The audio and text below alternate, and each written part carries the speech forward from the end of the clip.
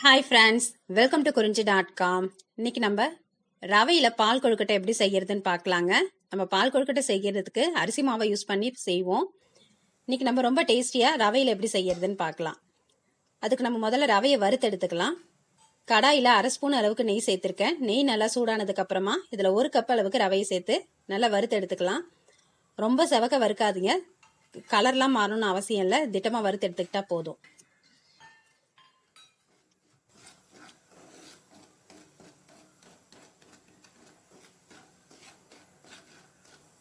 ரவை இந்த அளவுக்கு வறுபட்டதும் இதில் நம்ம 1/2 கப் அளவுக்கு காய்ச்சி ஆற வச்ச பால் சேர்த்துக்கலாம். 1 கப்பு ரவைக்கு 1/2 கப்பு பால் கரெக்டாக இருக்கும்.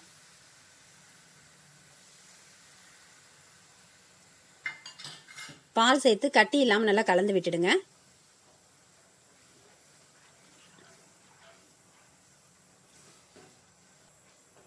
இப்போ நமக்கு கொழுக்கட்டை வந்து சப்புன்னு இல்லாமல் இருக்கணும், அதுக்காக 2 பிஞ்ச் அளவுக்கு உப்பு சேர்த்துட்டு 2 டேபிள் ஸ்பூன் சர்க்கரை சேர்த்துக்கலாம். இதில் அப்போ நம்ம கொழுக்கட்டை சாப்பிடும்போது சப்புன்னு இல்லாமல் நல்லா டேஸ்டாக இருக்கும். சர்க்கரை சேர்த்து கலந்தது இது கொஞ்சம் இலகலாகும். இதை நல்லா கலந்து விட்டு ஒரு தட்டு போட்டு மூடி 2 நிமிஷம் வேக விட்டு எடுத்துக்கலாம்.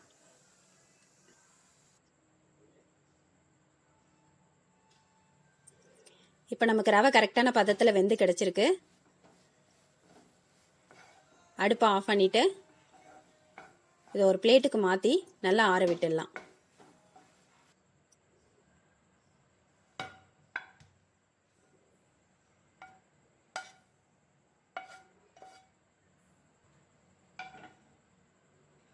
இப்போ ரவை நல்லா ஆறுனதுக்கு அப்புறமா கையில் கொஞ்சமாக நெய் தொட்டுட்டு இதை நல்லா அழுத்தி நம்ம ஒரு மாவு மாதிரி பசைஞ்சிக்கலாம். இது நம்ம பிசைய நமக்கு பால்கோவா பதத்துக்கு கிடைக்கும். அது நல்லா வாசனையாக இருக்குங்க இந்த ரவையே.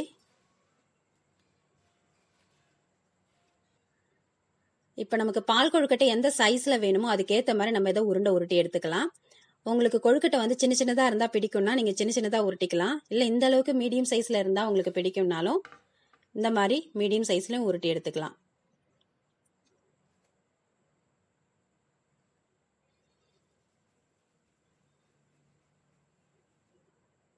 இந்த மாதிரியே நம்ம எல்லா மாவும் உருட்டி எடுத்தாச்சு. இப்போ இந்த கொழுக்கட்டையெல்லாம் வேக வைக்கிறதுக்கு ஒரு கடாயில் நம்ம தேங்காய் பால் சேர்த்துக்கலாம். நம்ம தேங்காய் பால் பிழியும் போது முதல்ல பிழிஞ்ச பாலை எடுத்து வச்சிடுங்க, அது வந்து நம்ம இறக்க போகும்போது சேர்த்துக்கலாம். இது 2வது பிழிஞ்ச தேங்காய் பாலை நான் கடாயில் சேர்த்துருக்கேன். இப்போ நம்மளோட பால் வந்து கொஞ்சம் திக்காக ஆகிறதுக்காக இதில் 2 ஸ்பூன் அளவுக்கு அரிசி மாவை தண்ணி ஊற்றி கட்டி இல்லாமல் கரைச்சி இதில் சேர்த்துடலாம். அப்போ தான் நம்ம பால் கொழுக்கட்டை சாப்பிடும்போது இந்த பாலும் கொழுக்கட்டையும் சேர்த்து எடுத்து சாப்பிட்டா டேஸ்டாக இருக்கும்.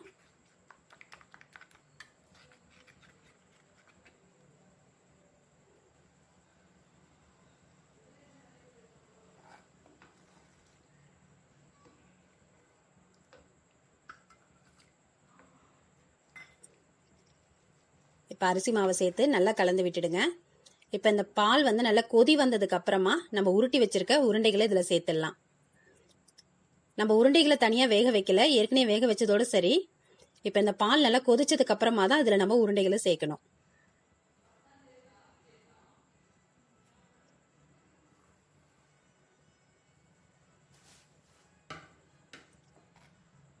இப்போ எல்லா உருண்டையும் சேர்த்துட்டு நல்லா கலந்து விட்டு ஒரு தட்டு போட்டு மூடி திரும்ப ஒரு 2 நிமிஷம் நல்லா வேக விட்டுடலாம்.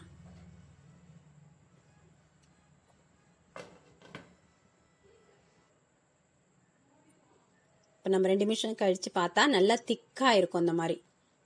இப்போ இதில் நமக்கு தேவையான அளவுக்கு இனிப்பு சேர்த்துக்கலாம். உங்களுக்கு சர்க்கரை தேவையில்லைன்னா நீங்கள் வெல்லம் கூட சேர்த்துக்கலாங்க. இப்போ நம்ம 1 கப் அளவுக்கு ரவை எடுத்திருந்தோம், அதனால 1 கப்பு சர்க்கரை சேர்த்துருக்கேன். உங்களுக்கு சர்க்கரை தேவையில்லை அப்படின்னீங்கன்னா நீங்கள் இந்த டைமில் வெல்லம் கூட சேர்த்துக்கலாம். 1 கப் அளவுக்கு வெல்லத்தை ஒரு 2லேருந்து 3 ஸ்பூன் அளவுக்கு தண்ணி சேர்த்து தனியாக வந்து கரைச்சி அதை வடிகட்டி இதில் சேர்த்துடுங்க.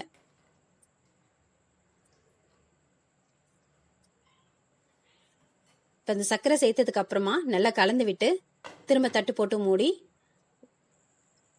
ஒரு நிமிஷம் கொதிக்க விட்டுடுங்க.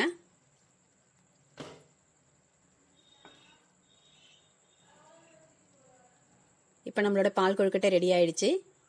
இந்த ஸ்டேஜில் நம்ம முதல்ல பிழிஞ்சு எடுத்த தேங்காய் பாலை அடுப்பை ஆஃப் பண்ணிட்டு சேர்த்துடலாம்.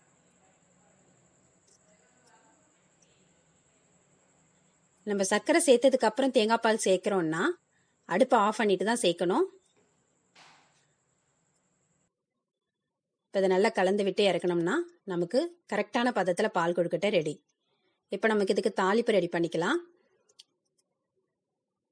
2 ஸ்பூன் அளவுக்கு நெய்யில் 2 சின்ன தேங்காய் பத்தை இந்த மாதிரி பொடி பொடியாக கட் பண்ணி சேர்த்துருக்காங்க. இதை நல்லா நெய்யில் வதக்கிக்கலாம். நம்ம முந்திரி பயிர் கூட இதையும் சேர்த்து செய்யும்போது இந்த தேங்காய் நடுவில் ஆயில கடிப்படுறது நல்ல ஒரு டேஸ்ட்டாக இருக்கும். இப்போ நம்ம இதை பால் கொழுக்கட்டையில் சேர்த்துடலாம். நல்லா கம நெய்யோட வாசனையோட இந்த தேங்காய் பால் இந்த பால் கொழுக்கட்டை ரொம்ப டேஸ்ட்டாக இருக்குங்க. நீங்களும் உங்கள் வீட்டில் இந்த ரெசிபியை செஞ்சு பாருங்கள். செஞ்சு பார்த்துட்டு எப்படி வந்ததுன்னு சொல்லிட்டு உங்கள் கமெண்ட் பாக்ஸில் சொல்லுங்கள்.